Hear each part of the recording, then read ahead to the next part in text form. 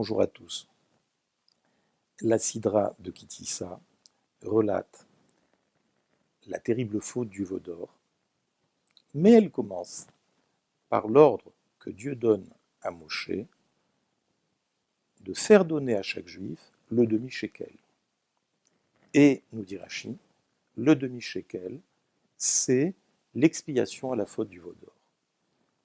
Car la faute du veau d'or est une faute fondamentale, tragique, dans le sens où elle est liée profondément à la faute du premier homme, dont on sait qu'il a introduit le mal à l'intérieur d'un monde qui était parfait, le Gan Eden. De la même manière, la révélation sur le mont Sinaï de Dieu, au moment où il a donné la Torah, a fait en sorte que le peuple juif soit complètement détaché du mal.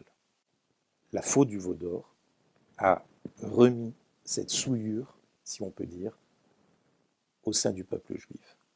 Et on sait que la longue expiation de la faute du veau d'or ne se terminera qu'avec la venue de Mashiach. Toutefois, on peut se poser la question, le Midrash nous dit, Moshe demande à Dieu, mais comment le demi-shekel peut-il amener le pardon pour une faute aussi grave? Et Dieu dit, il montre une pièce de feu qui vient du Kisei HaKavod, et il dit, c'est ceux-là qu'ils devront donner. Et bien sûr, on peut se poser une deuxième question. Habituellement, dans l'accomplissement des mitzvot, la mitzvah doit être faite de façon intégrale, entière. On offre un animal qui est parfait sur l'autel.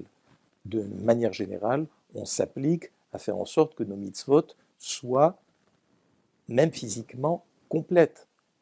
Comment se fait-il que ici, il est question simplement d'un demi, de la moitié d'un cycle? Le rabbi explique que c'est une pièce en feu, parce qu'il y a ici quelque chose d'essentiel. Le repentir d'un juif qui est touché par la faute du veau d'or, c'est la prise de conscience, d'abord, qu'il n'est qu'une moitié, et que l'autre moitié, c'est Dieu. Et qu'à lui tout seul, il ne peut pas constituer une entité. Et par conséquent, sa teshuva, c'est déjà ressentir le fait que son lien avec Dieu doit être rétabli. Mais ça va plus loin que cela. La pièce, le demi-shekel, montré par Dieu, est en feu. Et il y a ici un enseignement essentiel. Bien sûr que notre judaïsme, nous devons le vivre avec enthousiasme, avec chaleur, avec sentiment.